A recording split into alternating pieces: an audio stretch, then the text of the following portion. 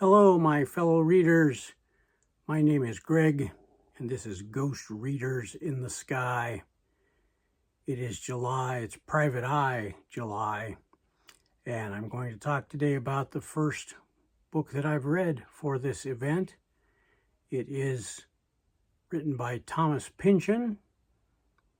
The title is Inherent Vice.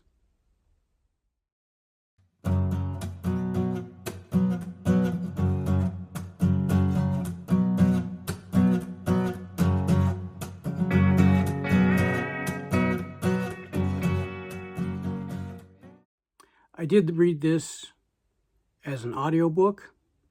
The narrator was Ron McClarty, and man, he did a fantastic job. I was very impressed with this audiobook setup. Better than most. But what is Inherent Vice?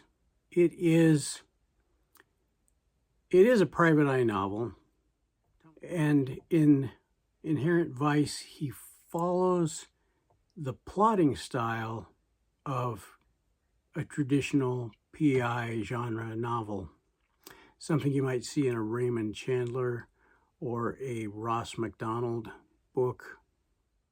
But the hard-boiled noir detective that is the mainstay of the classics of the genre is upended because our private detective is replaced with a stereotypical hippie. So this book takes place in the late 1960s, early 1970s in Los Angeles, mostly up and down the beaches where there was surf culture, including surf music, along with what seems to be a pretty laissez-faire attitude on the part of everybody involved in this story. Our protagonist is, I'm going to call him a surfer dude. His name is Doc Sportello. And he also happens to work as a private investigator. He had been a skip chaser earlier, and now he's moving up in the world.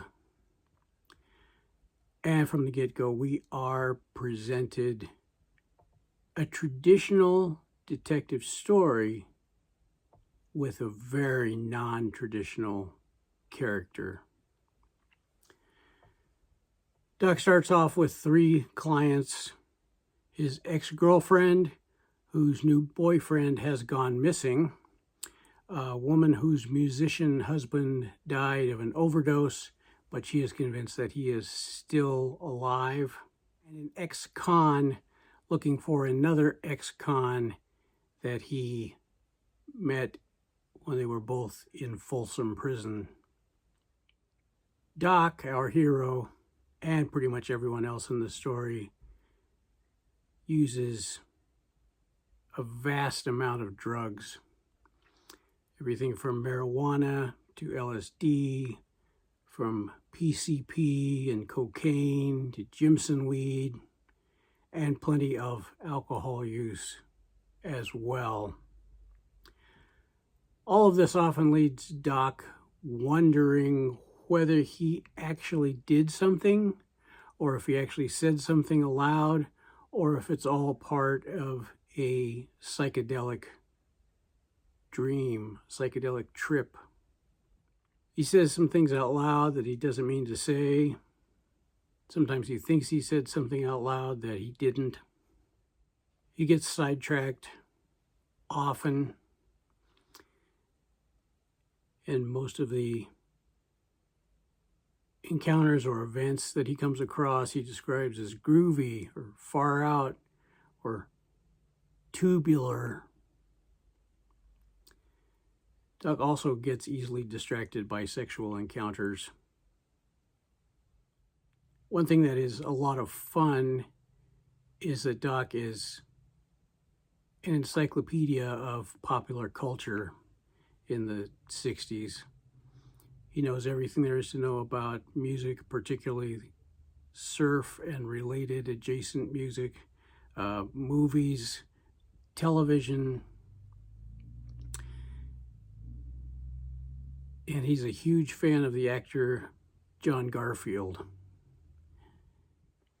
His film references always include the date the film was released. That's pretty important to him.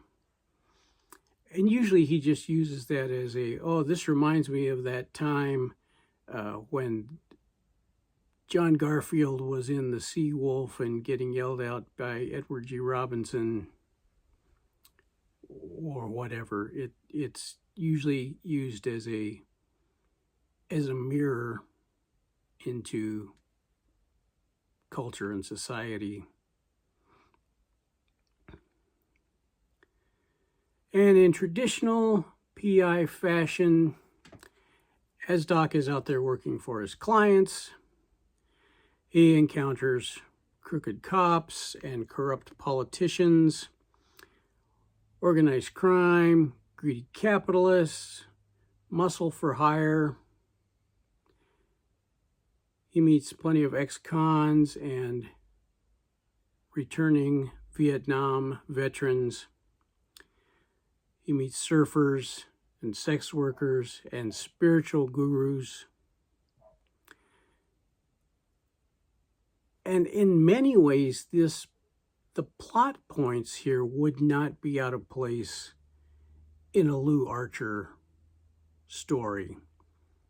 Same basic geography that Archer works in, the same kinds of people, just with a very different approach by our detectives. Archer is skeptical and jaded and cynical, whereas Doc is a bit muddle-headed and he's overly trusting and loyal.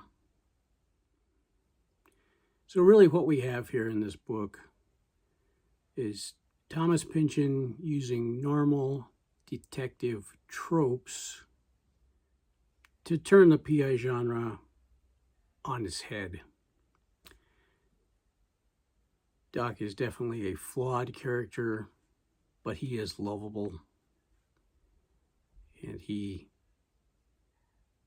really animates every page. So who is this book for? Well, I would recommend it to anybody who likes the SoCal atmosphere of a writer like Joan Didion. People who like the resilient characters of Cormac McCarthy. And people who enjoy the addled minds in Philip K. Dick's works.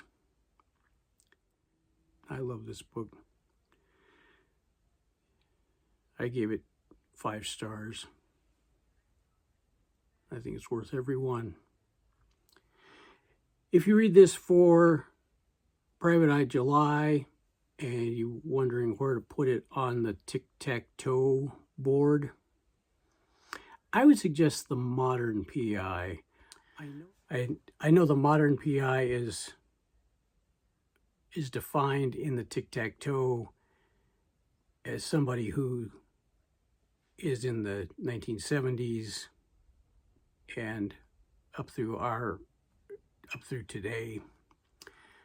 But I think that Thomas Pynchon wrote this book in 2009, so it is historical fiction of a sort, looking back at the 1960s. And I think that you really can call this a modern PI novel. It may not take place in the modern time frame, but it certainly was written and it certainly reflects the modern tendencies of PIs. Thanks for watching, everyone. Till next time. My name is Greg, and this is ghost readers in the sky. Yippee-yi-yi.